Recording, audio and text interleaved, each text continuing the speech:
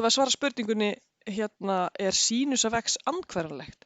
Við sáum að þegar við erum með andhverfuleg föll og við erum með tvö mismunandi x-gildi, sem sagt x1 og x2 sem er ekkert sama talan, þá þarf nauðsynlega fallgildi í þessum punktum að vera seinhver talan.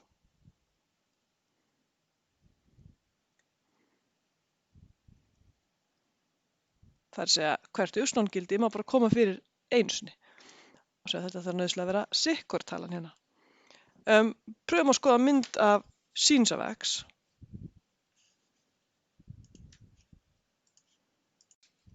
Við opnum hérna MATLAB og teiknum sínus bara á einhverju bili. Ég ætla að teikna það hérna á bilinu -10 til 10.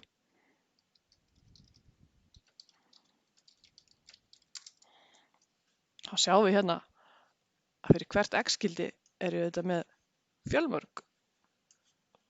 Fyrir hvert y-gildi það kemur fyrir mörgu sinnum. Það er ekki þetta högt hérna fram og tilbaka. Ef ég velmi til dæmis eitthvað gildi eftir 0,2 þá séð að ég fæ hérna fyrir þetta x-gildi á x-ásnum. Þegar x er mínus 9,63 þá fæ ég 0,2 cirka. Og líka hérna þegar x er aðeins meira en 6, mínus x og svo framvegis. Alltaf hérna kemur það fyrir sama gildi.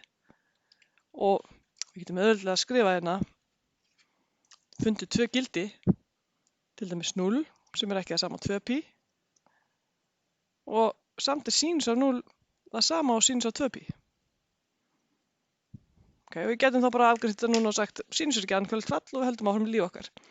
En þegar við skoðum reiknivélina, það er einhver takki hérna sem stendur sínus í mínus fyrsta sem bendir til þess að sé eitthvað til sem heitir sínus í mínus fyrsta. Og það er eitthvað til sem er eins konar andhverfa en ekki alveg eins og þessar hinar andhverfur sem við hefum séð. Við ætlum að skoða hvernig við skilgreinum þetta.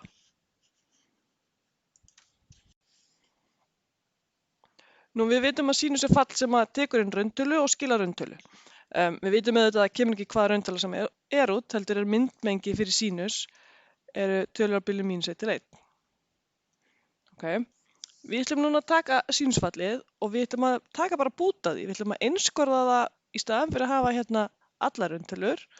Þá ætla ég bara að taka tölur á bilinu, og við ætlum að hafa aðeins meira pláss hérna, mínus π deilt með 2 upp í π deilt með 2. Og höfum myndmengi hérna -1 upp í 1. Ef ég tek bara þennan hluta af fallinu, sjá mynd, þá sjáum við að fallið lítur svona út og þetta er svo sannarlega andhverfulegt fall. Meðal annars sjáum við að það er stranglega vaxandi. Þannig að þetta fall er andhverfulegt. Ok, búum þá til andhverfuna. Andhverfuna ætla ég að kalla arcsín.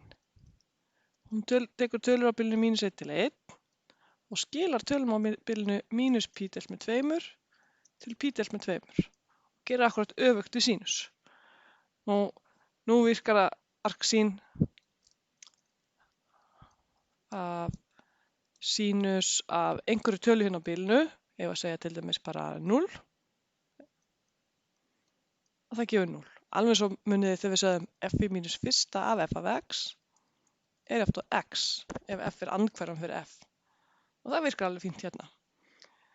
En það sem við gerum er að við útvíkum þetta fall svolítið og segjum, ok, segjum að við megum alveg takin tölur sem eru fyrir utan bilið, þar sem sínus skilgreint, til dæmis 2π. Þá hlýðrum við okkur inn á bilið þannig að arcsín af sínus af 2π sé það sama og arcsín af sínus af 0. Og fáum við 0 hérna. Þannig að segja að þegar ég setja inn andhverfuna, þá er fallgildið inn í andhverfuna, þá er fáið sama og ég byrjaði með. Það gildir ekki alveg hérna fyrir þetta fall, en það er þetta ekki alveg andhverfan, heldur eins konar andhverfa. Þess vegna köllum við oft þetta fall arcsín, en oft sannarlega skrifum við líka bara sín í mínus fyrsta fyrir arcsín.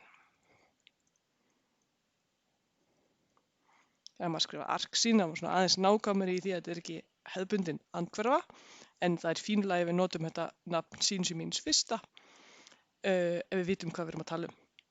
Og við vitum þetta svona aðeins öðruvísi en hin andhverfu föllin. Og þetta er hægt að gera líka fyrir kósinus og sínus, fyrir kósinus og tangens, þá einskorðar maður á önnur bil. Og þá er maður líka komin með eins konar andhverfur þar.